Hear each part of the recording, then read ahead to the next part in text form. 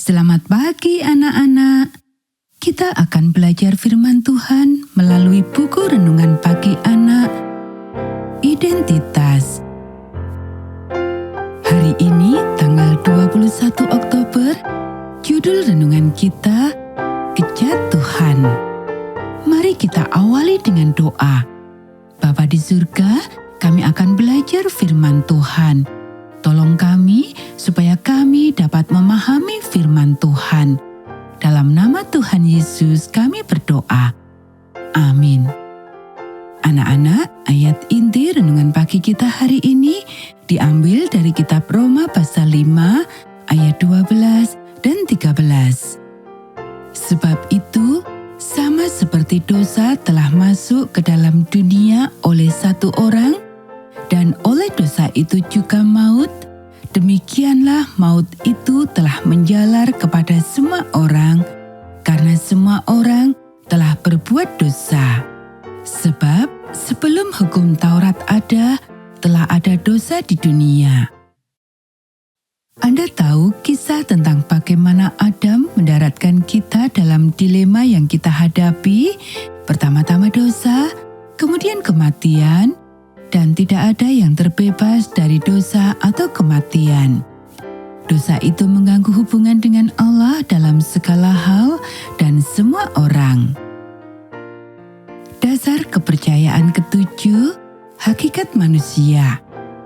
Ketika orang tua kita yang pertama tidak menaati Allah, mereka menyangkal ketergantungan mereka kepadanya dan jatuh dari kedudukan mereka yang tinggi di bawah Allah. Gambar Allah di dalam diri mereka telah dirusak dan mereka menjadi tunduk kepada maut. Keturunan mereka memiliki sifat kejatuhan dan konsekuensinya. Mereka dilahirkan dengan kelemahan dan kecenderungan untuk berbuat jahat.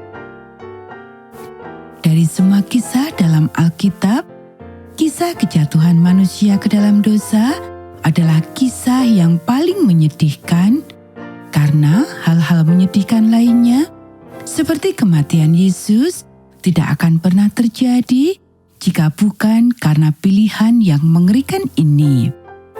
Menarik sekali bagaimana ular itu membujuk Hawa untuk makan. Engkau akan menjadi seperti dewa.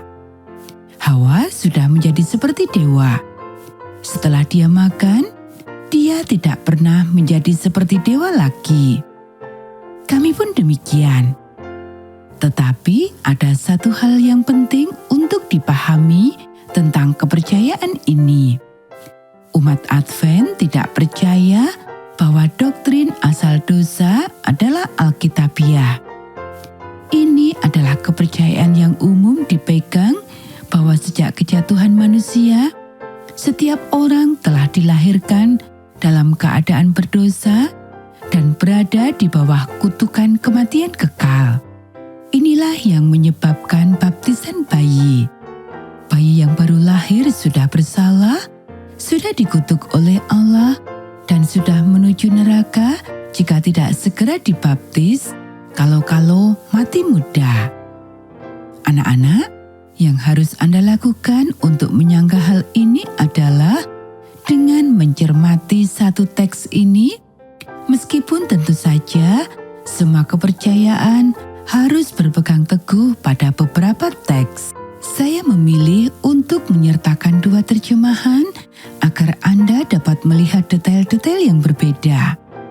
Perhatikan bahwa maut telah menjalar kepada semua orang karena semua orang telah berbuat dosa. Dan dosa mengganggu hubungan dengan Allah.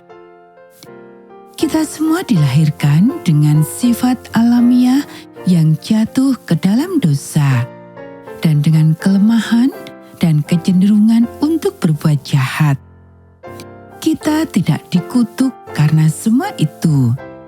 Masalahnya adalah kita dengan sangat cepat memberi jalan kepada mereka.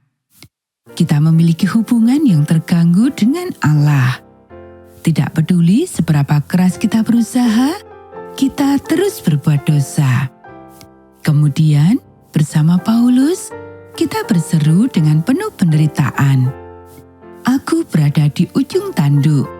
Tidak adakah yang dapat melakukan sesuatu untukku? Kita bisa baca dalam Roma pasal 7 ayat 24.